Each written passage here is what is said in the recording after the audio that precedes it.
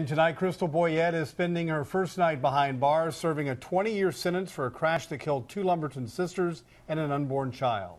It took the jury in Hardin County about 2 hours to decide on the maximum punishment after finding her guilty of manslaughter. Only a short time ago, the Hardin County Sheriff's Office sent us this mugshot of Boyett, taken after the judge sentenced her for the death of Connely Burns. She's in the Hardin County Jail awaiting transfer to the Texas prison system. She was traveling more than 150 miles an hour when she crashed into the family's car, killing 20-year-old Connely Burns, her unborn son Tyson, and her 15-year-old sister Courtney Sterling. The family was on their way to get ice cream after helping Burns move into an apartment she planned to share with her husband and son. It all changed on that last day of February. KFDM's Haley Bull covered the trial. She joins us live from the Hardin County Courthouse. And Haley, what was the reaction to the Boyett sentence? Kelly, the Sterling family tells us they're as satisfied as they can be with the sentence, and although there is no closure, this marks the end of one chapter of what they call a nightmare.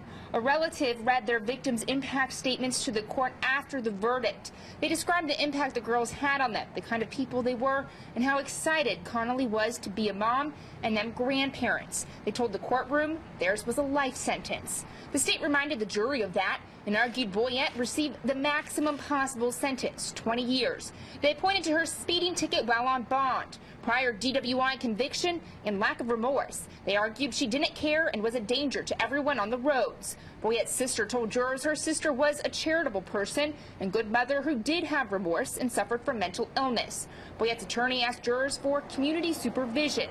Ultimately, the jury agreed with prosecutors and gave her the maximum sentence allowed for a manslaughter charge under the law. We're just glad this has come to an end. This chapter, I guess, there's many more yet to come, but this heartache for us is, starting to ease a little bit, and this chapter coming to an end is the main thing. Thank you.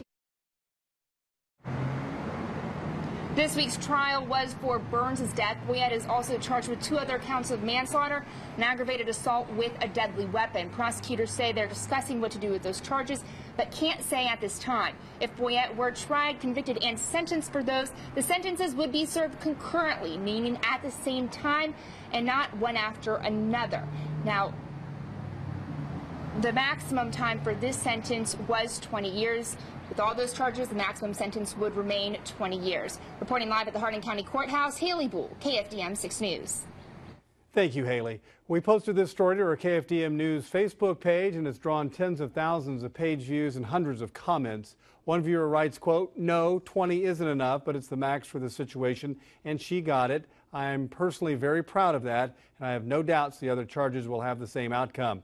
Another viewer commented, "So very wrong. Justice was not served in this case. People get more for theft, drug possession. Justice fail." And this one, quote, "I feel very sorry for the family of the victims of this tragedy. I also feel sorry for this mother that her daughter is going to prison." And finally, not good enough in my book. She should have gotten the death penalty, but I'm glad she will be off the street for some time. To view more comments or post one of your own, visit our KFDM News Facebook page.